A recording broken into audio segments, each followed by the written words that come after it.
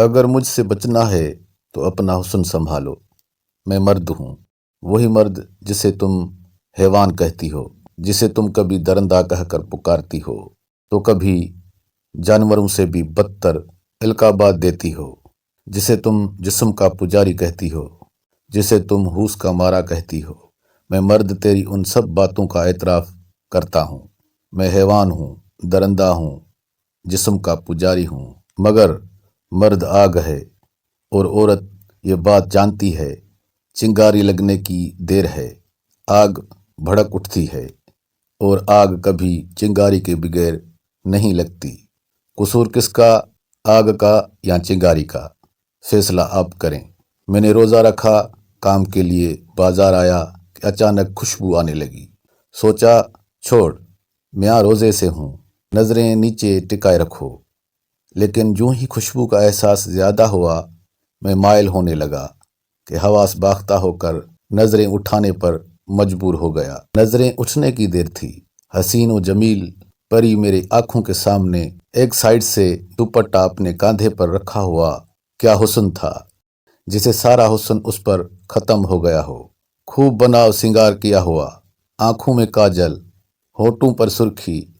میں گھورنے لگا کہ اچانک محترمہ میرے پاس رکیں اور مخاطب ہوئیں۔ ہیلو، اوئے کیا گھور رہے ہو؟ میرے پاس جواب نہیں تھا۔ کیا کہتا؟ ارے اس میں میرا کیا قصور؟ فطرت ہے مرد کی، حسن کو دیکھے گا تو دل للچائے گا۔ لیکن ذرا پیچھے دیکھیے، میرا ایسا ارادہ نہیں تھا، لیکن مجھے خوشبو نے چنگاری لگائی، پھر حسن اور نمائش نے مجبور کر دیا کہ اسے دیکھوں۔ دکان پر گیا، ٹی وی آن کیا، ویسے ہی بے شمار حسیناؤں کو احتجاج کرتے دیکھا۔ میں پھر پریشان۔ اچانک میری نظر ان کے ہاتھوں میں پکڑے مختلف بینرز پر پڑی۔ عورت کو کھلونا نہ بناؤ، عورت کو آزاد کرو، مجھے گھورنا چھوڑو، مجھے آزاد کرو، میں عورت ہوں، کھلونا نہیں۔ میں عجیب کشمکش میں گم تھا۔ پھر میں نے نتیجہ نکالنے کی ٹھانی کہ غلطی کس کی۔ میں نے محلے اور بازار کے گھٹیا اور آوارہ ترین مردوں سے ایک سوال پوچھا، کیا تم نے کبھی اسلامی برقعے میں ملبوس کسی عورت کو گھورا یا گندی نظر سے دیکھا؟ سب کا ایک ہی جواب تھا، بھائی بھلا ٹوپی والا برقع پہنے لڑکی جا رہی ہو تو کون دیکھتا ہے؟ ایک لڑکی نے لائن دی، بات چیت پر پہنچی، بنا کہے اپنی تصویر بھیج دی۔ مرد نے تعریف کی، پھر کچھ ہی دنوں میں تصویر مانگی تو بنا دوپٹے کے یا گلے میں دوپٹے لیے تصاویر کی لائن لگ گئی۔ اب مرد کیا کرے؟ مرد کی تو فطرت ہے، قدرت نے رکھی ہے، فطرت سے لڑنے کو تو رہا۔ ملاقات کا پوچھا، تھوڑے سے اصرار پر لڑکی مان گئی۔ مرد تو ظالم تھا، حیوان کہلایا۔ نہ تو سماج کی عدالت نے مرد کی سنی، نہ قانون کی عدالت نے۔ قانون نے آگ تو دیکھی، چنگاری کو نظر انداز کر دیا۔ کالم نگار اٹھا، مرد کو حیوان لکھا، درندہ لکھا، جانور لکھا، شکاری لکھا، جو دل میں آیا لکھ ڈالا۔ عورت کے انٹرویو شروع ہوئے اور عورت اسٹار بن گئی، اور مرد ایک بار پھر سے تاریخ میں ایسا تعارف حیوانیت کے قصے میں لکھوا گیا۔ بات یہاں بس نہیں ہوئی۔ میں نے ارادہ کیا میں اب عورت کو نہیں گھوروں گا، لیکن بازار موبائل لینے گیا۔ عورت حسن کی نمائش کے ساتھ موبائل بھیج رہی تھی۔ میں سم لینے آفس گیا، وہاں لڑکی۔ الیکٹرونکس مارکیٹ گیا، وہاں لڑکی۔ سفر کے لیے بس میں سوار ہوا، وہاں لڑکی۔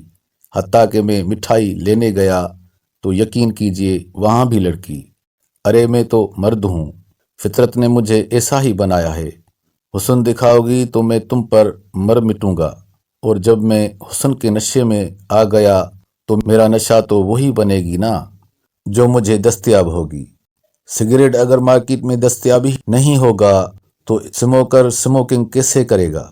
حسن جب 7 پردوں میں چھپا ہوگا تو مرد تمہیں کیسے گھورے گا؟ آخر کب تک تم شکار بنتی رہو گی اور چلاتی رہو گی؟ مرد حیوان ہے، جانور ہے۔ سنو، تمہارے چلانے سے مرد کو کوئی فرق نہیں پڑنے والا۔ تم حسن دکھاؤ گی، مرد تمہیں گھورے گا، تمہیں پھنسائے گا اور تم پھنسو گی، اور پھر سڑکوں پر احتجاج کے لیے نکلو گی۔ اگر مجھ سے بچنا ہے تو اپنا حسن سنبھالو، حسن چھپاؤ اس سے پہلے کہ حسن کے شیدائی اکٹھے ہو جائیں۔ برقع پہنو مگر اسلامی پہنو، فیشن کی آڑ میں برقعے اور پردے کو بدنام مت کرو۔ تم برقعے سے آنکھیں نکالو گی تو میں تمہاری آنکھوں میں ڈوب کر مر جاؤں گا۔ تیرے حسن کا نصف حصہ تو تیری آنکھوں میں پوشیدہ ہے۔ آنکھیں یا چہرہ ننگا کرنے کے لیے کیوں فتووں کا سہارا لیتی ہو؟ تمہارا تنگ برقع میرے جذبات کو ابھارتا ہے، تمہارا باریک لباس میری مردانگی کو للکارتا ہے۔ تم چنگاری لگاؤ گی، میں آگ بھڑکاؤں گا، اور ہاں مجھ سے قسم لے لو، تم اگر گھر سے باہر ایسے نکلو گی جیسے صحابیات نکلا کرتی تھیں، چادر اتنی لمبی کہ زمین پر گھسٹ رہی ہے اور دیوار کے اتنا ساتھ چل رہی ہو کہ تمہاری چادر دیوار سے گھسٹ رہی ہو، خدا کی قسم تمہیں کوئی نہیں گھورے گا۔ دیکھنے اور سننے کا بہت بہت شکریہ، دعاؤں میں یاد رکھیں۔ اللہ حافظ۔